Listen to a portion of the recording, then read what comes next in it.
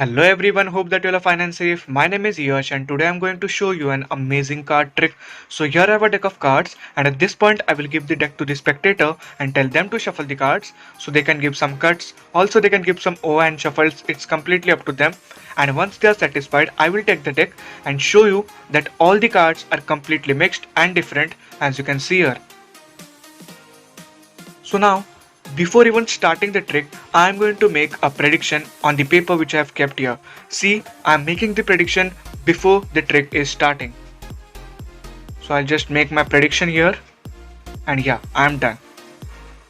This trick is specially designed to fool your match teacher. So now we will use some maths to do the trick. So for now I will tell my spectator to take out any 4 cards from the deck. It's completely a free choice, but for now I will just take any 4 random cards. But you will tell your spectator to do this. So now once you're done, you will collect the rest of the cards and tell the spectator that they have chosen these 4 cards in a completely random order. Now let's see what are the 4 cards selected. First card is the 4 of spades. The second card is the 2 of clubs. The third one is the queen of clubs. And the fourth one is the jack of clubs. All the 4 cards are completely random. So now we are going to add few cards from the deck so that all the 4 cards get to the value of 10. But as you can see here, there are 2 picture cards, so we will consider these 2 cards as already 10. But now there are 2 number cards as well. So one is 4 and the second one is 2. So for 4 to make it 10, we will need 6 cards. So let's count down 6 cards here. Here is 2, we will need 8 cards. Let's count down 8 cards to make it 10. So now value of all the 4 cards is obviously 10. Now here are the 4 cards which are completely random, selected by the spectator. There was no influence of the magician on them. So for the final part of our trick, we are going to add the values of these 4 cards. So first 2 cards are 10, so 10 plus 10 20, 20 plus 2 is 22, plus 4 is 26. So the sum of these 4 cards is 26, which are completely random and selected by the spectator. So now I am going to deal down 26 cards from this deck and there should be no connection between my prediction and the 26th card. So now let's count the cards. So 1, 2, 3, 4, 5, 6, 7, 8, 9, 10, 11, 12, 13, 14, 15, 16, 17, 18, 19, 20, 21, 22, 23, 24, 25, 26. So the 26th card is the 3 of diamonds. And it is a completely random card because we both had no idea what would be the 26th card.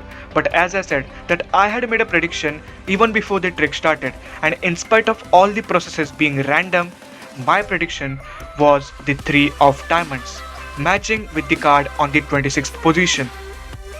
So this was the trick, and this is a completely fuller trick for your maths teacher and he will have no idea how you did it because the processes were completely random. But in order to do this, you need to learn it, right? So now let's see how to do this trick.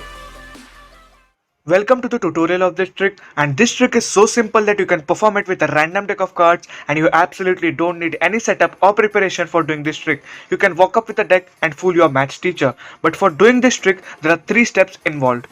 And these 3 steps are completely easy and simple. So the first step that is involved in this trick is writing a prediction. Now this is the only part where you have to be a little attentive. Now the second step involved is mathematical part. And this part is super easy, and this is the only part which will entertain your maths teacher because there will be numbers and mathematics involved. Now let's talk about the third step, and it is revealing the prediction. This part is absolutely self-working, so you don't need to do any sort of hand slides or anything. So I hope that you have understood all the steps. After the spectator has shuffled the cards, you are going to get into the first step, which is writing the prediction. Now here what you have to do is, you have to turn over the deck and look at the 9th card from the bottom. Yes, this is the only work that you have to do. So when you're spreading the cards, you're going to count them and see the 9th card in that position. So now I'll show it to you one more time, but in an exaggerated way. So you're going to count the cards 1, 2, 3, 4, 5, 6, 7, 8 and 9. The 9th card is the 9 of spades, and this will be the card which you will predict in your prediction.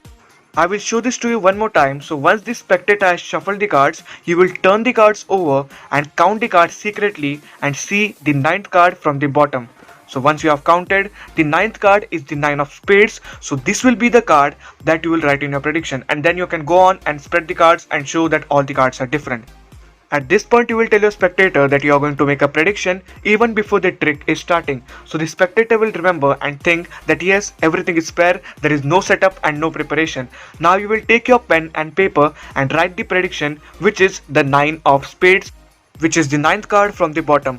Once you write your prediction, you end your first step. So now let's get into the second step. So now let's get into the second step. Let's have a recap. The spectator had shuffled the cards and you had made your prediction. Now we move on to the second step, which is the mathematical part, and it's super easy. So after you're done, you will tell your spectator to choose 4 cards. But there is a condition here.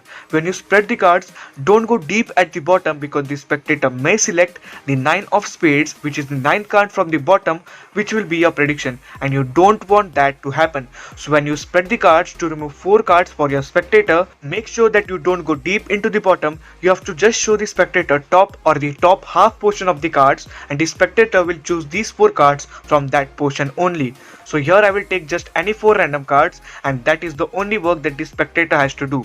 Now here we have 4 cards which are completely random. So once the 4 cards are selected, you will show the spectator these 4 cards, and these 4 cards can be any cards. You don't have to specify that it should be a picture card or a number card. So here in this case, the first card is the 7 of spades, second is the 7 of hearts, third is the ace of clubs, and fourth is the jack of hearts. So here is the tricky part which you have to explain to your spectator. So here we have 4 cards. You will tell your spectator that we are going to add up cards from the deck to these cards so that all the 4 cards add up to the value of 10. For example, if the value of one card is 3, then we will add 7 cards to make it 10. So here we have 3 number cards and 1 picture card.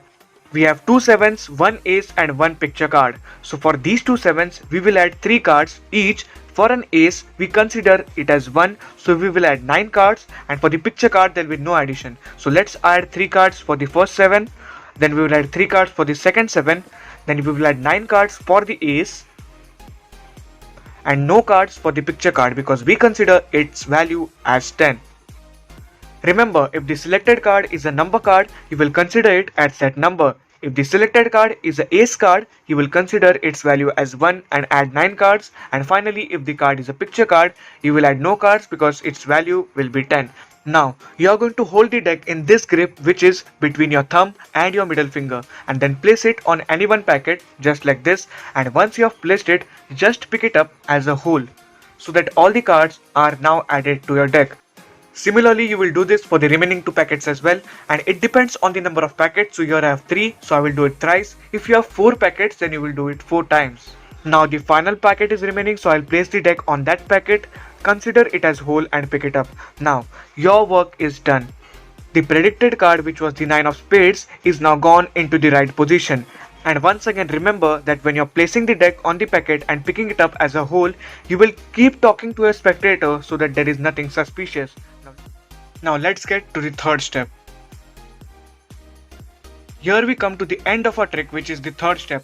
Let's have a recap. First we wrote the prediction and then we did some mathematical part.